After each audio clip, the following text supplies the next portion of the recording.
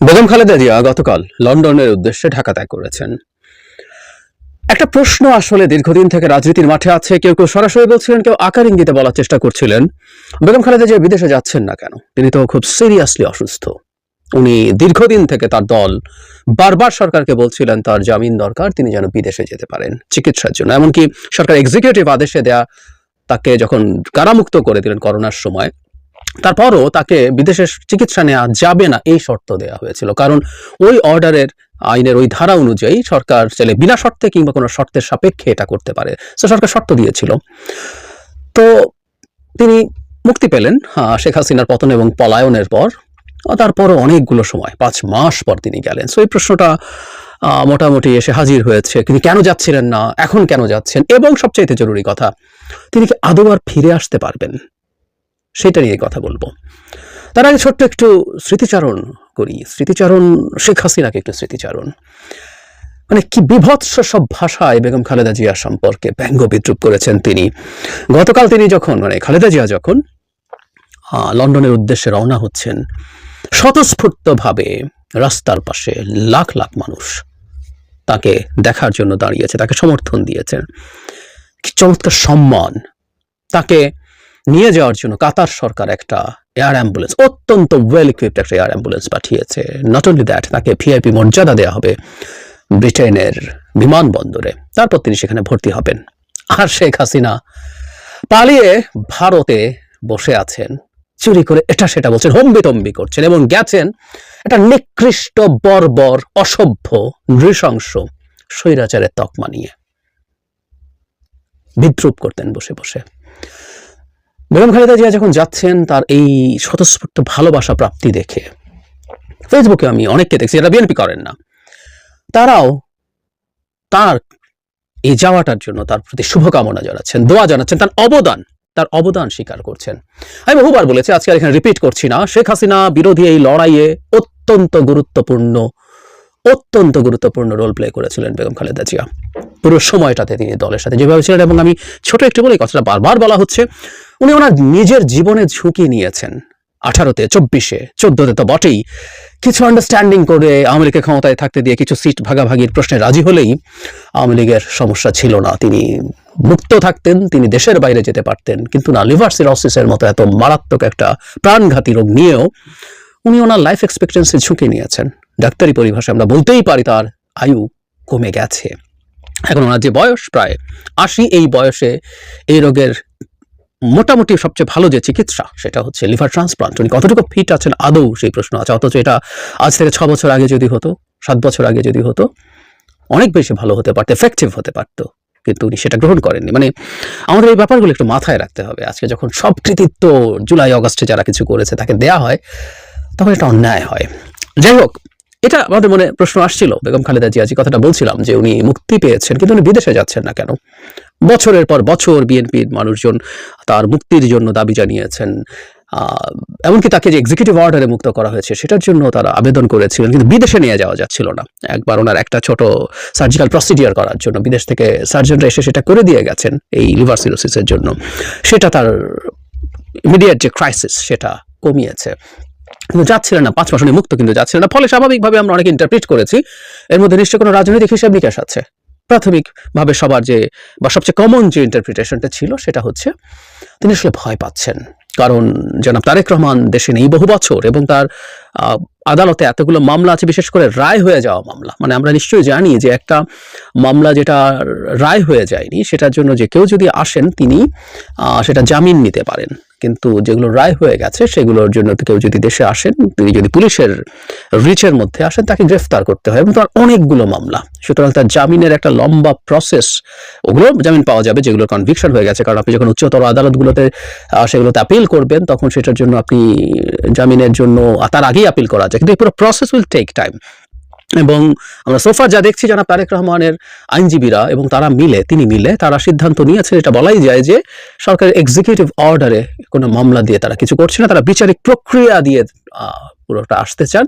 ফলে এটা time consume করছে। সো তারেক রহমান দেশে নেই, বেগম খালেদা জিয়াও দেশ থেকে বাইরে চলে যাচ্ছেন। এই পরিস্থিতিতে কোন রকম কোনো ঝুঁকি কি আছে যে বিএনপির নেতৃত্ব বিপদে পড়বে, প্রবলেমে পড়বে? -2 মতো, মানে বিরাজনীতিকরণের মতো, 1-11 মতো কিছু একটা। এই কথা ইনফ্যাক্ট আমরা শুধু বলেছি তা না, এই কথাটা বিএনপির সর্বোচ্চ পর্যায়ের স্ট্যান্ডিং কমিটি লেভেলের নেতারা এই কথা প্রকাশ্যে বলেছেন। এটা নিয়ে তারা লুকোছাপা করেনি, ফলে এই আলোচনাটা ছিল এবং 2-2 4 মেলার মতো যে এই পরিস্থিতি, এত অসুস্থ তিনি, কিন্তু তিনি বিদেশে যাচ্ছেন না। এটা কেন? এই ইন্টারপ্রিটেশন তাই খুব মানে মোটা লজিকেই, কমন লজিকেই, কাণ্ডজ্ঞানেই আমাদের সামনে এটা এসে হাজির হয়েছে। আরেকটা কথা একটু বলে রাখা খুব জরুরি, সেটা হচ্ছে এই যে বেগম জিয়া গেলেন না, মানে ওনার এই যে না যাওয়া টেনেছে, এটাও একটু ছোট্ট স্মৃতিচারণ করে আমরা আসলে ওই জায়গায় আবার আসবো। সেটা হলো 1-11 সময়, 1-11 সময় শেখ হাসিনা চিকিৎসার নাম দিয়ে ভেগে গিয়েছিলেন, ওনার ভেগে যাওয়া টেন্ডেন্সি আসলে পুরনো। এরপর বেগম খালেদা জিয়াকেও আসলে বাইরে পাঠিয়ে দেওয়ার চেষ্টা হয়, তিনি যখন যান না তখন শেখ হাসিনা আবার ফিরে আসেন, তাকে দেখে সাহস করেন। সুতরাং বেগম খালেদা জিয়ার মানে মৃত্যুর মুখোমুখি দাঁড়িয়েও শুধু তাই নয়, উনি ওনার দুটো সন্তান, একটা সন্তান মারা গেছে, তার মৃত্যু তিনি দেখেছেন, একটা মায়ের তার সন্তানের মৃত্যু দেখা ভয়ঙ্কর ব্যাপার, আরেক সন্তানের কাছ থেকে দীর্ঘ সময় দূরে। সুতরাং এই ব্যাপারটাও তিনি নিয়ন্ত্রণ করেছেন। যখন মুক্ত হয়েছেন তারপরে 5 মাস ছিলেন। সুতরাং আমরা এটা ধারণা করতে পারি যে কিছুটা কনফিউশন হয়তো বা ছিল। এখন পরিস্থিতিতে কি দাঁড়ালো? এখনো কেউ প্রশ্ন করতে পারেন তিনি যে এবার গেলেন, আসলে কি দাঁড়াচ্ছে ব্যাপারটা? বাংলাদেশের প্রেক্ষাপটে পারিবারিক রাজনীতি একটা বাস্তবতা। এটা খুব ভালো বা খুব খারাপ আমি ওই তর্কে যাচ্ছি না, কিন্তু এটা ঠিক এই দলগুলো টিকে থাকার জন্য এই ধরনের পারিবারিক ব্যাকগ্রাউন্ড ছাড়া আসলে টিকে থাকা প্রায় ইম্পসিবল হয়ে যায়। সো এটা এক ধরনের প্রয়োজনীয়তাও। ফলে যেটা হয়েছে, এই জিয়া পরিবারকে যদি এই দল থেকে সরিয়ে ফেলা যায়, সম্ভবত বিএনপি দল হিসাবে ইন্টিগ্রেটেড হয়ে টিকবেও না, এই সম্ভাবনাও খুব আছে। ফলে এই আশঙ্কা বিএনপির নেতাকর্মীদের মধ্যে বা অনেকের মধ্যে থাকবে, কারণ আমরা যারা ওই দলটা সমর্থন করি না, ওই দলের মানুষ নই, কিন্তু সে দলকে সমর্থন করেছিলাম অন্য কারণে, মানে ভোটের কথা বলছি না। শেখ হাসিনার সময় বহুবার বলেছে আমাদের বিএনপির পেছনে সমর্থন নিয়ে দাঁড়ানো দরকার, কারণ শেখ হাসিনার বিরুদ্ধে, স্বৈরাচারের বিরুদ্ধে লড়াইয়ের জন্য প্রয়োজনীয় সাংগঠনিক শক্তি, সাংগঠনিক সাইজ এবং মোটিভেশন ওই দলটার আছে, ওই দলটা ফাইটটা করছে, তাই তার পাশে দাঁড়ানো দরকার। এখনো বাংলাদেশের ভবিষ্যৎ গণতান্ত্রিক ট্রান্সফরমেশনে বিএনপিকে একত্রিত থাকা, একটা ইন্টিগ্রেটেড দল হিসেবে থাকা খুব জরুরি। বিএনপি ক্ষমতায় যদি আসে, নির্বাচন একটা ফেয়ার হলে সেই সম্ভাবনা অনেক বেশি।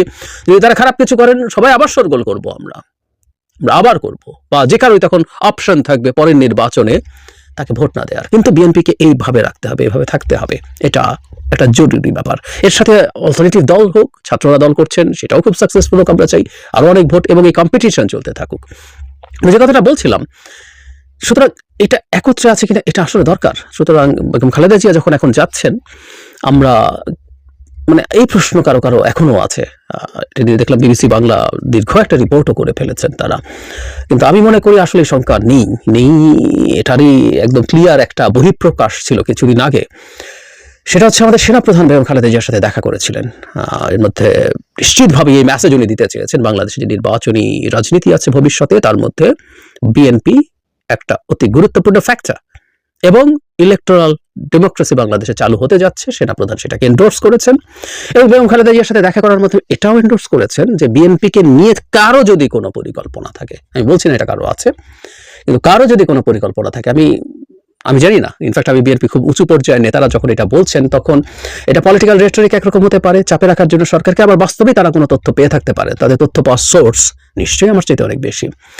তো যেটা বলছিলাম, সেনাপ্রধান গিয়ে এই মেসেজটাও আসলে হিডেন। আমি বলছি না গিয়ে বেগম খালেদা জিয়াকে বলতে হবে যে আপনি যান, আপনার দল আমরা ভাঙবো না, আপনারা সব ঠিক আছেন, কেউ চেষ্টা করবে না, চেষ্টা করলে আমরা ডেটার হিসেবে কাজ করবো, এগুলো আসলে বলার কোনো কারণ নেই। কিন্তু উনি যে গেলেন, এই যাওয়া ইটসেলফ এই মেসেজটাও আসলে দেয়, এটা আশ্বস্ত করে যে বাংলাদেশে বিএনপি এক্সিস্টিং চেহারায়, বিএনপির কোনো পরিবর্তন যদি প্রয়োজন হয়, বিএনপির আর কোনো জায়গায় যে সংস্কার প্রয়োজন, এটা দলের ভেতরে বা দলের বাইরেরও, মানে কেউ বলবে যে বিএনপির বাইরে বলা যাবে না, বিএনপির বাইরের মানুষও বলতে পারেন, যে দলটা বাংলাদেশকে শাসন করবে, তার মধ্যে জনগণ কি ধরনের পরিবর্তন দেখতে চায়, সেই আলাপও তারা করতে পারেন। কিন্তু সেটা এইভাবে হবে, কোনো গায়ের জোরে 1-11 মতো করে কোনো কিছু হতে পারে না। আমরা নিশ্চয়ই মনে আছে আমাদের 1-11 সময় বিএনপির ওপরে সবচেয়ে ভয়ঙ্কর চাপ তৈরি করা হয়েছিল, এবং সেখানে বিএনপিকে ভেঙে ফেলার চেষ্টা করা হয়েছিল, এবং বিদ্রোহী সকল সংস্কারবাদী অংশটাকেই তাদের প্রতীক বরাদ্দ দিয়ে দেওয়া হয়েছিল। এবার সেরকম ঝুঁকি আছে? আমি মনে করি সেরকম ঝুঁকি নেই। ভারত সেবার অত্যন্ত গুরুত্বপূর্ণ ড্রাইভিং সিটে ছিল এবং ভারতের প্রশ্রয়ে তারা এই কাজটা করেছে। আমরা আশা করি ভারতে তো এই প্রভাব নেই, কিন্তু অন্যান্য দেশ, ইউরোপের দেশগুলো, আমেরিকা, যাদের গুরুত্বপূর্ণ স্টেক আছে, পাওয়ার আছে, তারা অন্তত বিএনপির প্রতি ওই ধরনের অ্যাটিটিউড রাখে না। এখন কেউ বলতে পারেন আমাদের দেশের দল সম্পর্কে এটা রাখবে কেন? উত্তর হচ্ছে রাখে, আমাদের কিছু করার নেই, পৃথিবীটা এইরকম। বাংলাদেশের একটা গণতান্ত্রিক ট্রান্সফরমেশনের আগ পর্যন্ত প্রত্যেকে তার জায়গায় তার কিছু এজেন্ডা, তার কিছু ইস্যু নিয়ে মাঠে থাকার চেষ্টা করবে, এবং এর মধ্যে থেকেই আসলে আমাদেরকে আমাদের গণতান্ত্রিক ট্রান্সফরমেশন বা উত্তরণটা করতে হবে। এটা হলো জরুরি কথা। বটম লাইন, বেগম খালেদা জিয়া ফিরে আসছেন, আমি আশা করি, বিশ্বাস করি। উনি যদি ফিরে না আসা বা দেরি হয়, সেটা হবে তার স্বাস্থ্যগত কারণে। ওনার বয়স অনেক হয়েছে, উনি অত্যন্ত ফেটাল একটা ডিজিজে আক্রান্ত, সেটার কারণে তার দেরি হতে পারে, তার চিকিৎসা দীর্ঘায়িত হতে পারে। কিন্তু এই সরকার তাকে আসতে দেবে না। তারা ১-১১ মতো পরিস্থিতি করে বিএনপিকে, জিয়া পরিবারের নেতৃত্ব শূন্য করতে চাইবেন। বেগম খালেদা জিয়া তো বটেই, তারেক রহমানকেও আসতে দেবেন না। এরকম কোনো সম্ভাবনা আমি একেবারেই দেখি না। চিকিৎসা সেরে অনেকটাই সুস্থ হবেন উনি, আশা করি। বেগম খালেদা জিয়া দেশে ফিরে আসবেন, আমরা এটা এক্সপেক্ট করি। তার প্রতি অনেক শুভকামনা, তার প্রতি তার আরোগ্য লাভ খুব ত্বরান্বিত হোক, আমরা সেই এক্সপেকটেশন করি। উনি এই জাতির জন্য যে বিরাট ঝুঁকি নিয়েছেন, নিজের জীবনের আয়ুর ঝুঁকি নিয়েছেন, ভবিষ্যতের বাংলাদেশ কৃতজ্ঞ চিত্তে তাকে স্মরণ করবে। ক্ষমতায় থাকলে প্রত্যেকটা মানুষের ভুল ভরতে হয়। উনি দুবার, ফেব্রুয়ারিটা ধরলে 3বার 96 সালের, কিন্তু 2বার পূর্ণ মেয়াদ উনি সরকার চালিয়েছেন। ভুলভ্রান্তি হয়েছে, সত্যিই হয়েছে, হয় এটা 91-96 যতটুকু হয়েছে, 2001-06 তার চেয়ে বেশি হয়েছে। কিন্তু দিনের শেষে বাংলাদেশের গণতন্ত্রের সাথে তার যদি এন্টায়ার লড়াই আমরা দেখি, বেগম খালেদা জিয়া খুবই সিনোনিমাস, সমার্থক। এই মানুষটা সুস্থ হয়ে দ্রুত আমাদের মধ্যে ফিরে আসুন।